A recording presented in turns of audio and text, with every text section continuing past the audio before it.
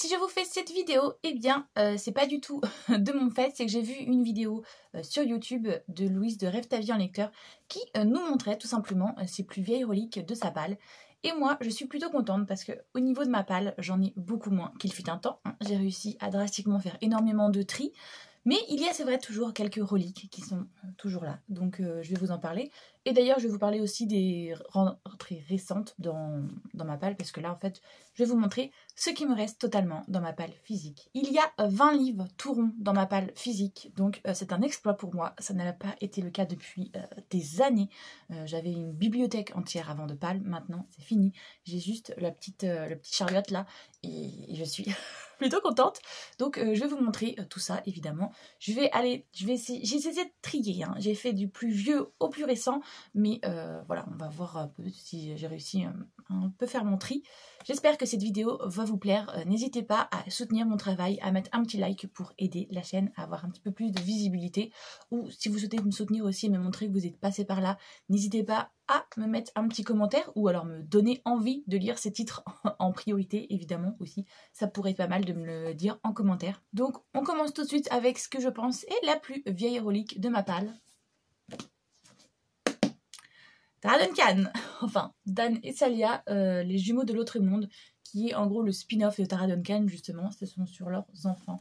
Ça date de 2016. On est sur 9 ans, donc oui, là je crois qu'on est sur la plus vieille relique. Voilà, on est donc, si vous ne connaissez pas Tara Duncan, de base c'est l'histoire d'une jeune femme qui vit chez sa grand-mère avec un chien assez spécial, Manitou, qui parle, et on va vite se rendre compte qu'en fait c'est son arrière-grand-père. Elle a des pouvoirs magiques, mais elle se rend bien compte que c'est un peu spécial et qu'il faut le cacher parce que sur Terre, personne n'a de pouvoirs magiques. Jusqu'au jour où on va lui expliquer justement ses origines. Elle est l'héritière d'un autre monde qui existe dans une autre dimension, où justement elle est l'héritière d'un empire magique et voilà, elle possède des capacités hors du commun. Donc elle va aller dans cet autre monde et elle va rencontrer des créatures diverses et variées. Et voilà, on va suivre toute une épopée, comment elle en arrive à devenir la femme qu'elle devient. Bon, je ne vous dirai pas avec qui elle finit parce que faut lire le roman pour le comprendre. C'est assez particulier. Et du coup, les jumeaux qu'elle va avoir. Et j'ai un peu peur du coup de retourner là-dessus parce que c'est vrai que j'avais lu Tara Duncan quand j'étais au lycée et j'avais énormément apprécié. Et maintenant, je pense que je suis un peu trop vieille pour ça. Et du coup, je traîne un peu des cas de fer pour lire l'histoire de leurs enfants. Mais il faudrait que je finisse cette saga et que je te mette fin à ce supplice. Parce que 2016, ouais, ça fait quand même long pour être dans ma palle. Ensuite, autre saga, mais overlongue. Donc c'est normal que j'ai toujours un petit peu dans ma palle. D'ailleurs, il y a 2 cycles qui sont en cours dans cette saga. Mais l'autre, je ne les ai pas en physique.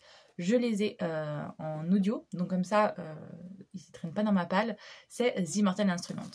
Du coup, j'ai en audio les dernières heures. Je suis rendue au tome 2.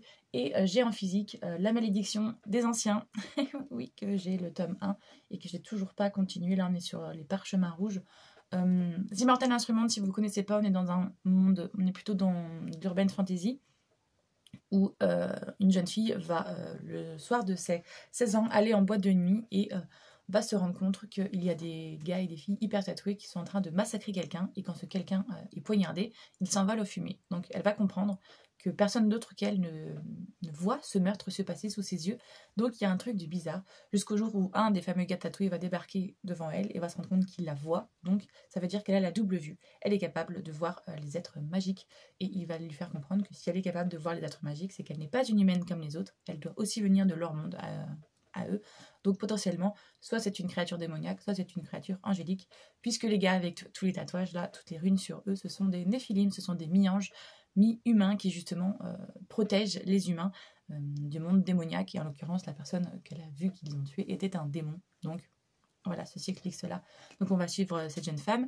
Et dans ce monde justement, il y a un sorcier qu'on repère à un moment qui va devenir justement faire partie de la famille, et qui va se mettre avec un des néphilim. Et ce sorcier, il a plusieurs milliers d'années, donc forcément il a eu une vie bien avant, il a eu des aventures. Et là, on va suivre du coup un petit peu plus de la vie de Manus. On va se faire un petit focus un peu sur lui.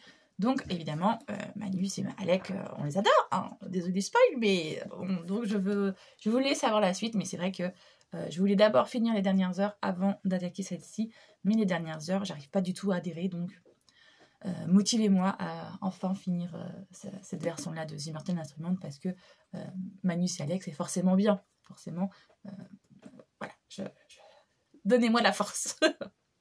Dans les autres petites reliques que j'ai, alors celle-ci elle est vieille mais je l'ai depuis moins longtemps que sa date de sortie, puisqu'en fait je l'ai reçue l'année dernière d'une amie qui se débarrassait de certaines choses qu'elle ne lisait pas ou qu'elle a lues et qu'elle n'en voulait plus. Voilà. Celui-là il date de 2018, mais c'est vrai que je ne l'ai officiellement dans ma palle que depuis l'année dernière.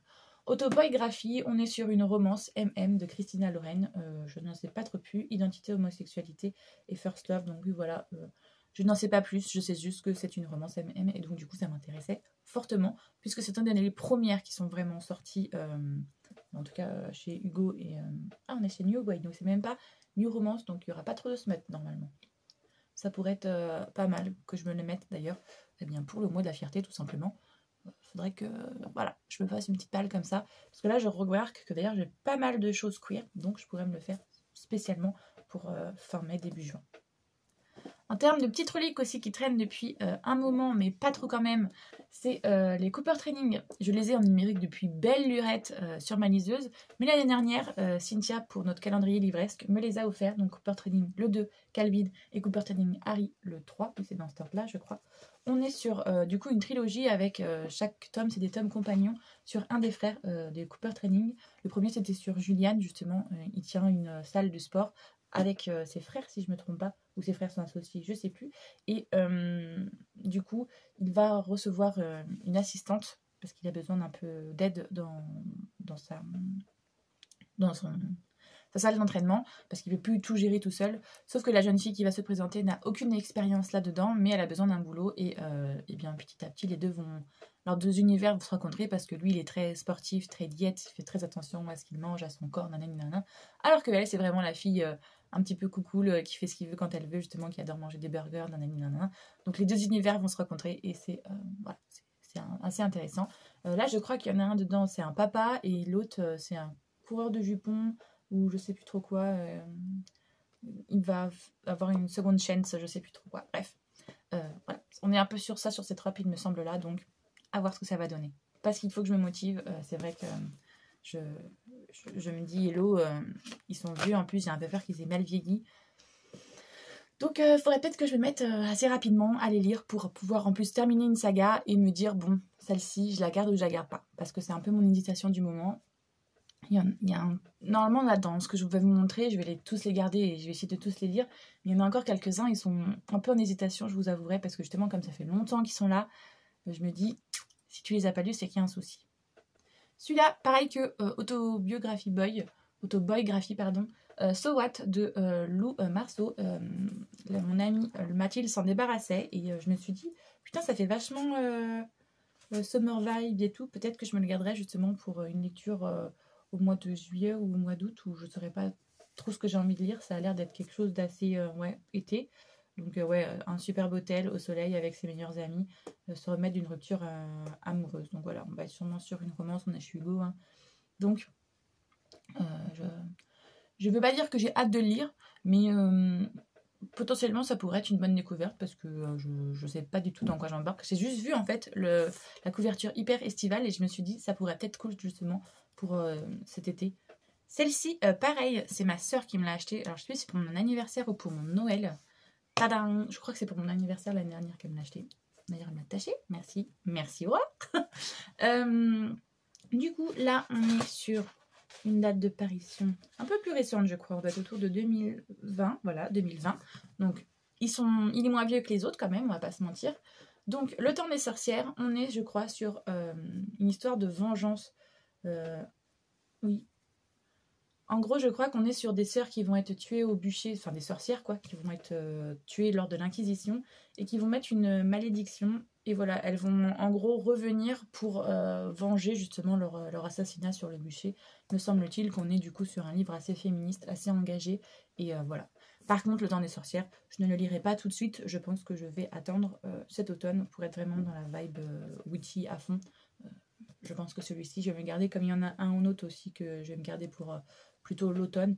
Et puis après, je vais vous montrer, il y en a un autre que je vais garder pour Noël, puisque c'est une romance de Noël. Donc voilà. Celui-ci, même si c'est une relique et qu'il est dans ma balle, il va encore attendre un petit peu, parce que je ne vais pas le lire là en plein printemps-été. Ce n'est pas trop dans la bonne vibe. Je suis pas trop une lectrice de saison, mais faut pas abuser. Il y a certains titres que je me réserve un peu comme thé, comme celui-ci. Les oubliés de Noël, les miracles n'arrivent pas qu'au cinéma. On est du coup sur une romance de Noël, comme vous vous en doutez. On est, je crois, sur une jeune femme qui va aller faire la banque alimentaire. C'est genre une star et elle va se réfugier dans une banque alimentaire. Et donc du coup, je crois qu'on a sur un fake dating, un truc comme ça. Bref. Ça a l'air pas mal sur le papier, mais j'avoue que j'ai passé quasiment tout le mois de décembre et le mois de janvier à lire des romances de Noël, justement. Donc j'étais un peu en mode, au bout d'un mois, j'en fais une overdose. Donc il me reste que celui-là, ce petit dernier, Rescapé, qui n'a pas été lu. Pourtant, celui-là, je crois que je l'ai depuis 2 ans, alors que les autres, je les avais achetés l'année dernière, mais je les ai lus d'une traite, justement. Ah non, encore pire que ça, 2020 et l'eau. Bon, ben voilà. Donc oui, celui-là aussi, il commence à dater un petit peu. Mais j'ai dû l'acheter il y a 2 ou 3 ans sur peut-être sur je sais plus si si je l'ai eu dans mon calendrier de l'Avent ou si je l'avais acheté au FNR. Je sais plus. Tout ça pour dire que celui-là, normalement, je vais essayer de passer en priorité cette année. Par contre, il est gros par rapport à des romances de Noël de chez Hugo d'habitude. C'est peut-être aussi pour ça que je freine un peu des cas de fer. Mais cette année, vu que je me dis que les romances de Noël de chez Hugo, je vais éviter. Je vais plutôt aller chez les bookmarks pour changer un petit peu parce que ça commence à être redondant. Je me dis que bon, celui-là, c'est le Rescapé. Normalement, je vais essayer de le faire passer en priorité. Toujours dans les petites reliques que j'ai, celui-là c'est un cadeau de la part de Cynthia. All or Hidden Gift, la gouvernante. On est sur un tome 1. Je crois qu'il y en a 2 ou 3 des tomes, si je ne me trompe pas. Celui-ci, il date de quand? De 2021. Donc ça va, on arrive dans une période un peu plus récente. On est sur l'histoire d'une jeune fille qui, je crois, a des capacités. Elle doit jouer aux cartes ou elle a un pouvoir divinatoire, quelque chose comme ça. Et bien, jusqu'au jour où, justement, elle va avoir une prémonition assez choquante. Je ne sais plus si c'est de la mort d'un ami ou une catastrophe. Enfin bref. Et du coup, elle va devoir, je suppose, faire en sorte que cette catastrophe n'arrive pas. Voilà. On est plutôt sur du young adulte, voire du jeunesse. C'est la matière jeunesse fiction. Donc j'ai un peu peur que du coup ça soit plus trop d'actualité, que j'apprécie plus autant puisque je suis plus le public cible. Donc voilà pourquoi je le fais un petit peu traîner. Alors que sur le papier, il a tout pour me plaire. Une jeune fille qui a un don, qui fait de la cartomancie et tout, franchement, je pense que ça pourrait envoyer de très bonnes vibes. Ça fait 2-3 ans que j'essaye de me le mettre justement, pareil, en période witchy et tout. Mais, eh bien, j'ai pas réussi à me mettre dedans, à me motiver. Quand je le vois à chaque fois, vous savez, c'est le petit le petit malheureux que je fais. Ah non, celui-là, il a l'air mieux. Ah non, celui-là, il a l'air mieux. Et du coup, celui-là, je ne le lis jamais. Mais bon, cette année, j'ai bon espoir que justement, comme mon objectif, c'est pas une palle à zéro, mais une palle voilà, qui tient juste dans mon petit chariot, que lui aussi, il passe à la casserole. Celui-ci aussi, il va attendre la période un peu plus automnale. Anatomie Love Story. On est sur une histoire d'une jeune femme. On est à quelle époque? En 1817, à Édimbourg, qui, elle, est passionnée de tout ce qui est anatomie. Elle veut devenir chirurgienne, mais à l'époque, une femme en aristocratie, ce n'est pas du tout le projet pour ses parents. Ils veulent évidemment la marier pour qu'elle devienne une épouse, une mère et tout ce qui s'ensuit. Sauf qu'elle, elle est passionnée d'anatomie. À chaque fois qu'elle a une grenouille ou une souris sous les mains, elle la dissecte pour comprendre le corps humain et tout.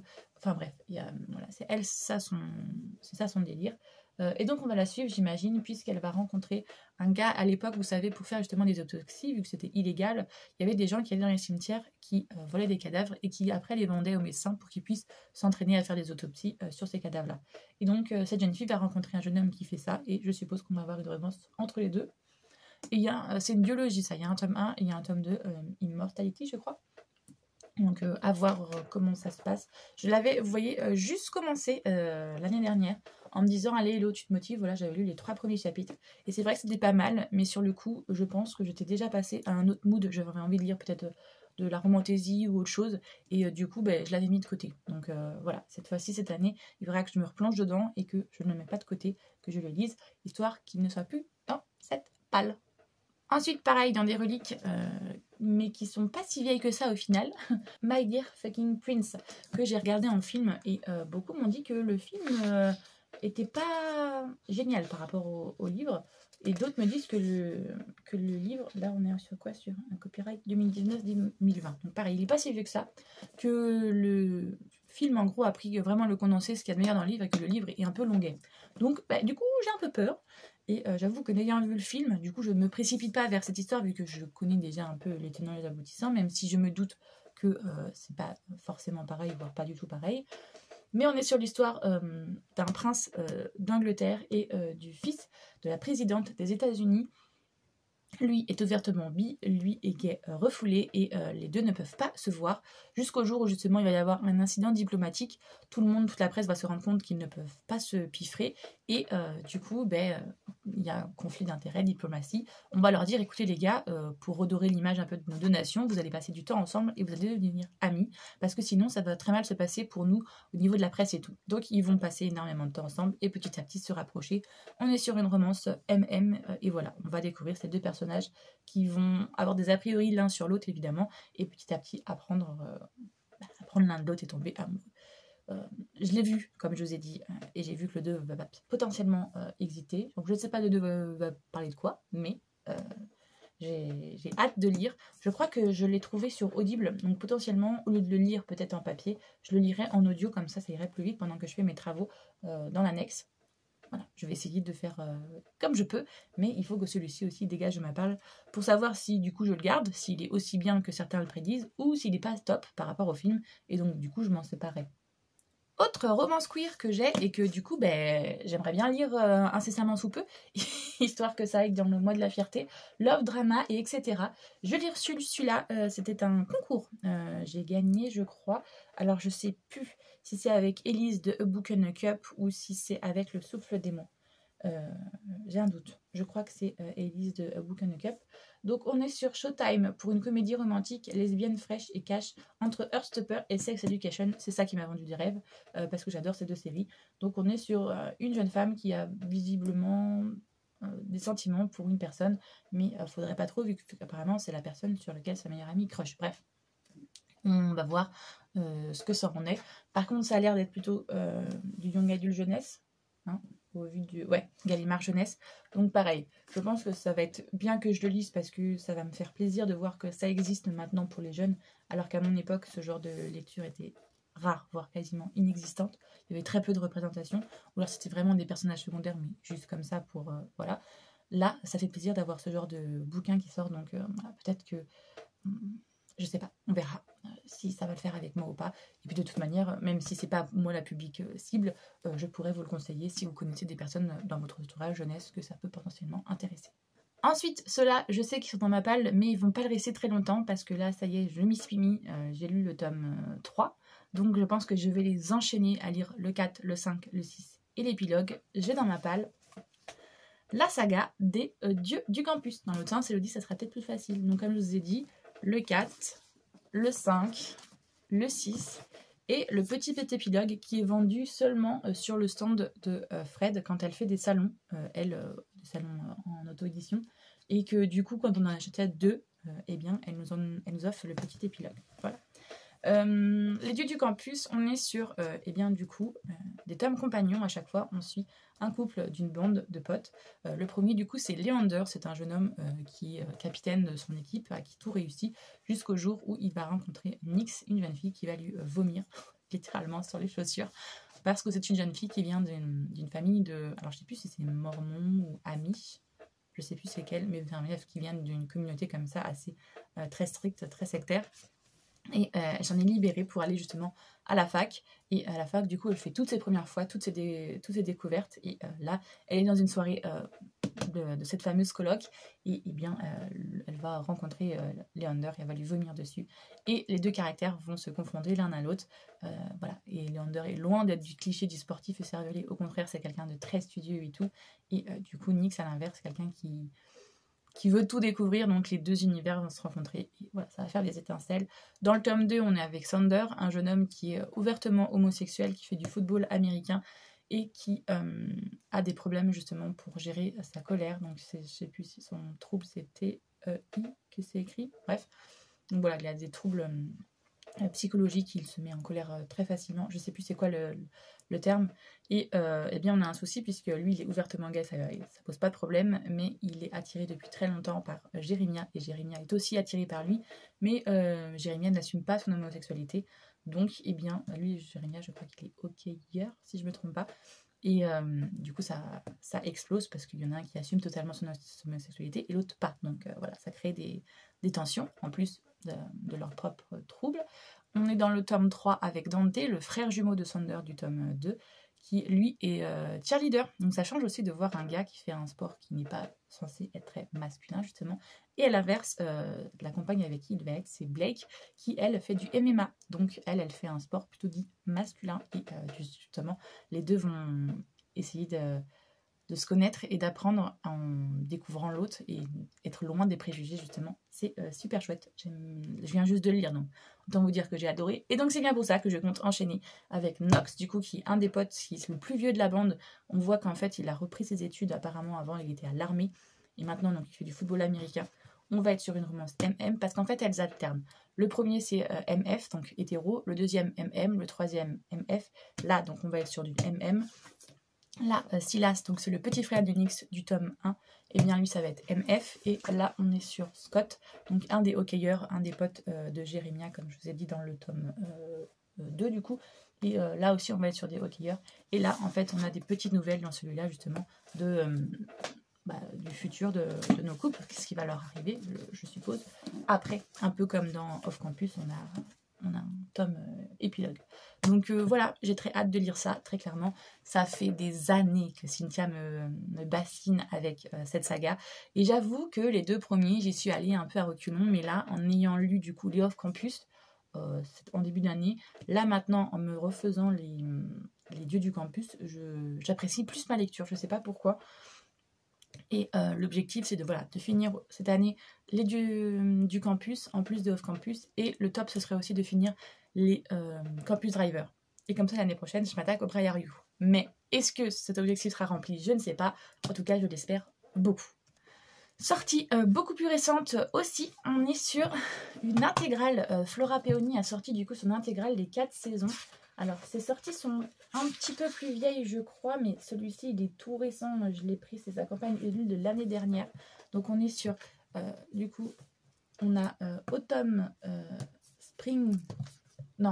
winter, pardon, spring et summer. Donc voilà, c'est 4 tomes qui sont réunis dans un intégral. Et comment vous dire que ce bébé est hyper lourd, il doit peser au moins 1 kg à lui tout seul. Donc voilà, on est sur une magnifique mise en page comme ça, comme vous pouvez voir. Je kiffe, c'est super beau, c'est super bien. C'est super bien fait. Mais voilà. Donc lorsque les 4 saisons des Vivaldi prennent vie, une famille de 4 enfants partent chacun l'un prénom d'une saison. Et donc on va découvrir, c'est une histoire d'une famille qui fait du cirque. Donc ça change aussi un peu les univers des romances. Donc voilà, j'ai très hâte de lire ça. Mais comme vous pouvez le voir, ce petit bébé est assez lourd. Je crois qu'elle me l'a envoyé en numérique. Donc potentiellement, je le lirai en numérique. Et ce beau bébé ira tout simplement sur ma bibliothèque. Je ne vais pas me faire chier à me casser le poignet. Donc voilà, une des reliques quand même assez récentes de ma balle. Ensuite, dans les reliques aussi récentes que j'ai de ma balle, on a du coup celui-ci, Girl Pride et Prejudice, que j'ai reçu cette fois-ci je crois que c'est Audrey du Souffle des Mots. Hein, c'était un concours qu'elle avait fait. Pareil, celui-là, il doit pas être très très vieux, je crois. Oui, 2024, donc voilà, celui-là il date de l'année dernière. Normalement, là, on arrive sur des titres qui sont pas vieux du tout, qui doivent dater de maximum 2023-2024. Donc, on est sur une romance, je crois, FF. Oui, voilà. C'est une jeune fille qui écrit. Voilà, c'est une écrivaine. Et eh bien, elle va avoir justement une romance avec son éditrice qui lui fait comprendre qu'elle doit sortir des sentiers battus pour son prochain roman. Donc voilà, hâte de lire ça. Pareil, celui-là, je vais me le garder pour sûrement le mois de la fierté. Voilà, ça sera une petite lecture pile poil. En plus, qui n'est pas très grosse, donc potentiellement, je pourrais le lire assez vite. Et ça fait zizir. Celui-là, je ne vais pas pouvoir regarder la date, mais bon, c'est un titre quand même assez récent. On l'a vu passer partout. Le Roi Maudit et la Couronne Sanglante, le tome 2 des Couronnes de Niaxa, vous voyez, qui est toujours sur Blister d'ailleurs. C'est pour ça que je ne vais pas regarder à quelle date il est sorti, mais je sais que c'est un titre récent. Le 3 est sorti cette année, donc voilà. Celui-là, il doit être sorti l'année dernière. Je sais qu'il faut que je m'y mette. Me mettre au moins un jour sur le premier acte, sur la duologie, mais je n'arrive pas à me motiver. Je sais que ça va être longuet et c'est ce que je reprochais au tome 1, c'est que c'était long pour pas grand chose. Donc pardon, je vais peut-être vous faire le résumé avant. On est sur un monde où les vampires règnent et les humains sont très clairement réduits à l'esclavage. On est sur du coup une jeune fille qui est l'étude humaine et qui a été adoptée par le roi, tout simplement, le roi des vampires, jusqu'au jour où il lui fait comprendre que même si c'est sa fille adoptive, qu'il l'adore, il ne veut pas la transformer parce que la transformation d'un humain en vampire, les chances sont quasiment impossibles. Et comme il aime trop, en gros, il ne veut pas de chance qu'elle soit tuée. Donc elle va participer au Kadjiri, qui est une grosse compétition un peu en mode Hunger Games, tous les, je sais plus, 100 ans. La déesse de la mort, qui est la déesse des vampires, eh bien, fait cette compétition et octroie aux gagnants un vœu. Et il y a 100 ans, justement, son père a fait la compétition, a gagné, et du coup, est devenu le plus fort, et en étant le plus fort, a pu avoir la couronne.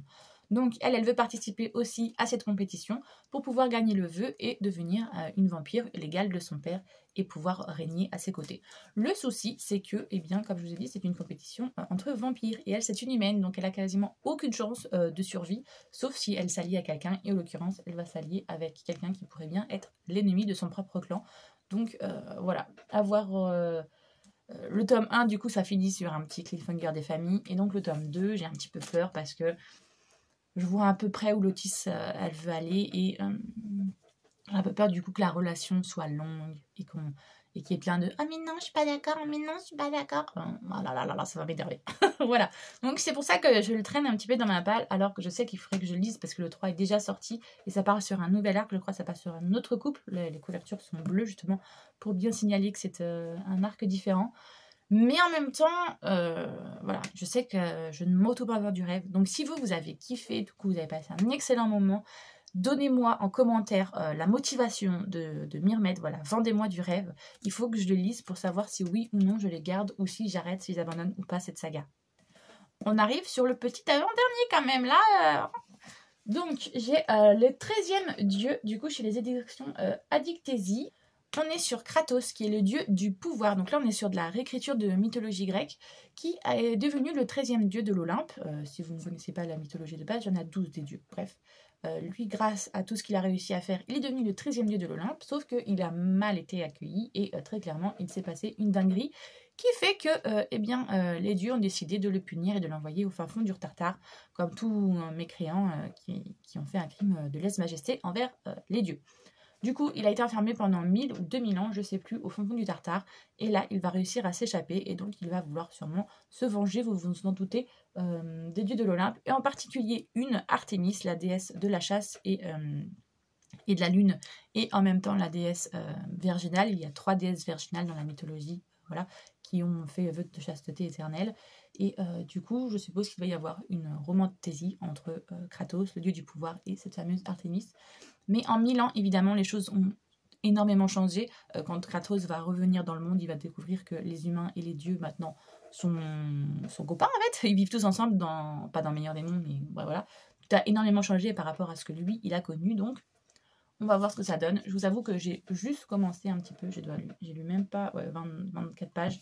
Donc, j'ai lu juste le début pour voir un petit peu ce que ça donnait.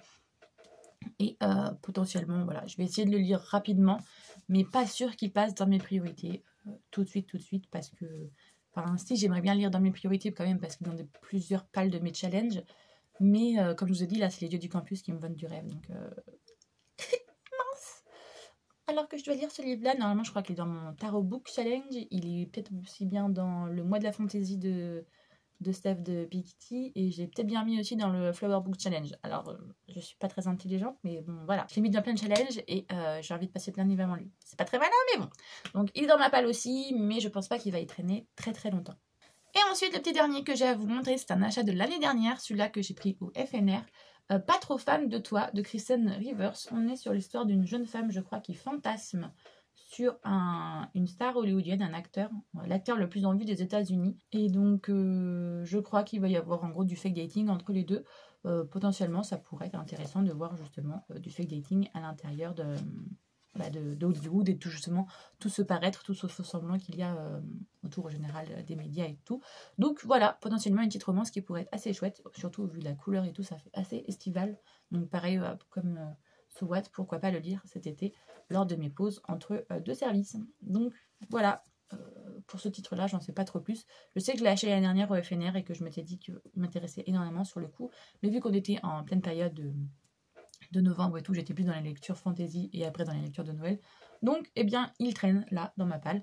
Mais j'espère quand même réussir à le faire sortir très rapidement. Voilà, je vous ai présenté du coup tous les romans qui sont dans ma palle physique, je tiens à préciser, parce que j'ai aussi une palle numérique qui, elle, par contre, est catastrophique. Je dois avoir, allez, au moins 300 titres. Donc elle, je ne la compte même pas, voilà, je suis dans le déni. Et puis j'ai aussi une palle d'audio, puisque je suis sur Audible, et donc du coup, j'ai pas mal d'audio disponibles dans les abonnements et tout que je récupère lors des promotions, et puis des crédits audio que j'économise pour acheter certains livres. Donc voilà, j'ai plusieurs palles comme ça. Mais voilà, je voulais vous montrer la palle physique que j'ai à l'heure actuelle. Là, au moment où je tourne, moi, on est au mois de mai. Donc vous allez sûrement voir des hauls, donc d'autres livres vont rentrer dans ma palle, ça c'est sûr. Et vous allez voir des updates lecture, donc voilà, il y a des titres qui vont partir incessamment sous peu. Donc voilà, j'espère que cette vidéo vous a plu. Si vous aussi vous avez des reliques hyper vieilles dans vos palles, ça serait intéressant de voir lesquels titres sont et depuis quand ils y sont. Vous pouvez me les mettre en commentaire, j'adore voir ça, j'adore discuter avec vous. Donc ça me ferait énormément plaisir. Et comme je vous ai dit au début de vidéo, vous connaissez la chanson. Si vous aimez mon travail et que vous souhaitez le soutenir, n'hésitez pas à liker. Et puis si vous souhaitez voir le reste de mes vidéos, n'hésitez pas à vous abonner. Moi j'espère que tout va bien pour vous, que vous faites de très bonnes lectures, que vous passez de très bons moments.